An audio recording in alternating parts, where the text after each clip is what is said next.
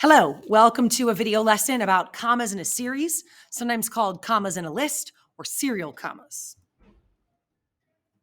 All right, so first, common list, commas in a series. What I mean is you use commas to separate items in a list. You have to have at least 3 items. Yeah? Boom, boom, and boom. You put commas in between them to separate those items. So, for example, if you were saying I like blue, green, and yellow, those are 3 colors I like. I put a comma between each one. But wait a minute. Why do I need that? Why not just write blue, green, and yellow? Duh. Well, that would mean without commas, it means something different. I like blue, green, the color blue, green, and yellow. It now becomes an item, a list with 2 items, and it's confusing. Would you mean you like the color blue, green? Or do you mean you like blue, comma, green, comma, and yellow? Okay, so that's why we use them. The Oxford comma, here it comes, ready? So this is why we have the Oxford comma, and I don't think anybody argues with the clarity. So why do I need a comma before that last list item? Why do I need it? Why can't I just do 1, comma, 2, and 3? Obviously, the and basically is like a comma. Well, what if I said, for example, I like eggs, orange juice, and toast? Isn't it totally obvious? Well, it's not, because look at a picture of what you just said. I like, with a comma, you said I like eggs, orange juice, comma, and toast. If you take out the comma, it means you like eggs and orange juice and toast. Do you see? Orange juice and toast has become a little group, and eggs is their first item. So you've got basically a list of 2-item list now with that comma. The comma is separating eggs and one joint item, orange juice and toast. That sounds kind of gross.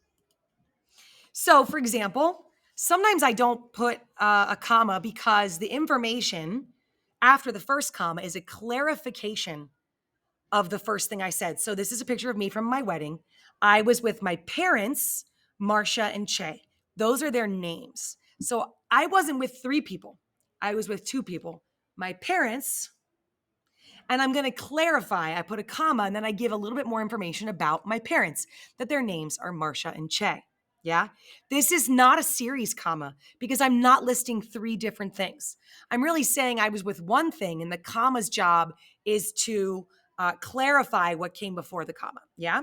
I was with my parents, comma, Marcia and Che. Oh, here is how I punctuate this particular picture. Let me just move my face. This is me on a family vacation. I went with, and this is a list item. This is a list of 3 things. I went with my parents, Betsy, and Julie. I have 3 things in my list: my parents, Betsy, and Julie. So I do put a comma between each of those 3 things. Again, you might be saying, Miss Griswold, I just don't think you need that second comma. My parents, Betsy, and Julie.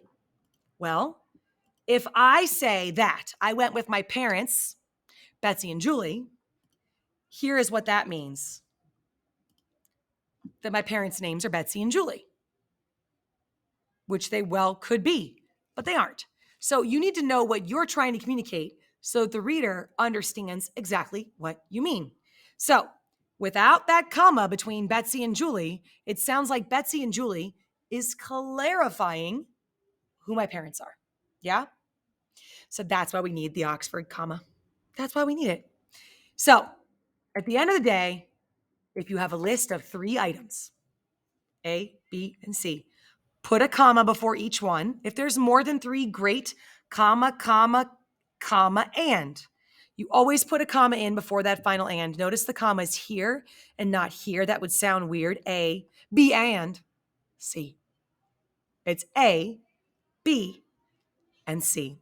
Remember, essentially, commas are pauses. So you want to hear the pause and put it where the pause naturally falls. All right?